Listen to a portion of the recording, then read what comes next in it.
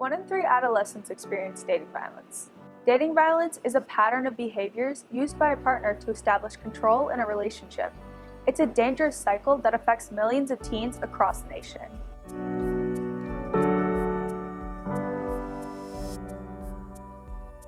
The Consolidated Youth and Men Engaged program is actually a combination of a couple of different programs, and it works to provide funding around the country to school groups, community groups, even state and local governments to support programs that really help educate young men and boys on how they can be leaders and role models and partners to end gender-based violence. We love this idea that there could be specific funding that considers the experiences of young people as different than those of adults.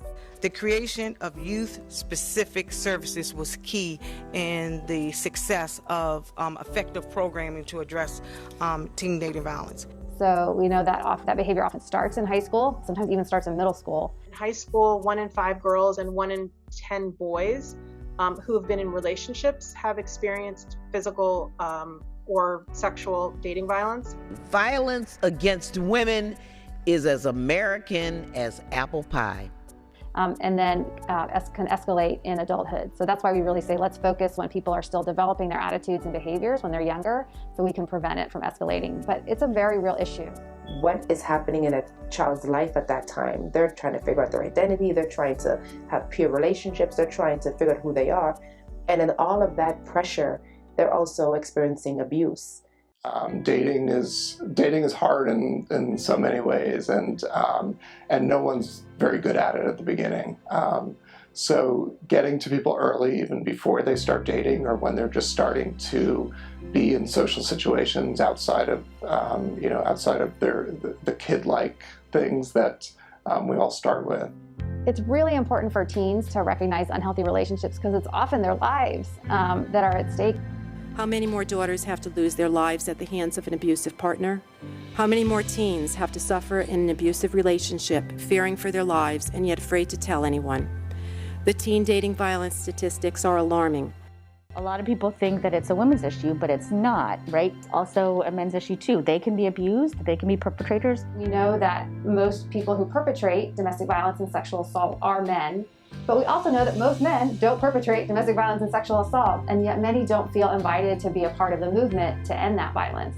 This is a human issue that we all have an equal responsibility to address and to stand up against. We need to invite men to this conversation, not just invite them. If women could stop domestic abuse, they would have stopped it already. There is a science behind prevention, and that is decreasing risk factors and increasing protective factors. They go hand in hand. You kind of need to have both intervention and prevention in order to do this work. And particularly when you're engaging men and boys, everyone needs to be involved, and we need to hold each other accountable, or hold men and boys accountable when their behavior is dangerous or harmful. Relationship violence is a cycle. Often what is modeled for us, maybe where we grow up or what we see on TV, is kind of what we learn to expect, and it's hard to stop that cycle and then to prevent it from happening in the first place. Only with increased attention, increased awareness, increased resources are we going to see a situation where we can actually stop the cycle of abuse and really potentially just end this for good. I think there should be way, way, way more money and school time allocated, and just having way more programs for people to connect with each other so they're not isolated and they're not alone. There's really nothing partisan about violence, and so you've got to bring in allies on both sides on Capitol Hill. And so CYEM is all about providing different agencies and organizations with money so that they can do work to stop the cycle of violence. I think it's a great program. It's not big enough, and I think that's a mistake. If someone has experienced harm in any way, in any form, in any kind of relationship, it is not their fault. They're not alone. It's way too common, which is an issue, but they never have to blame themselves.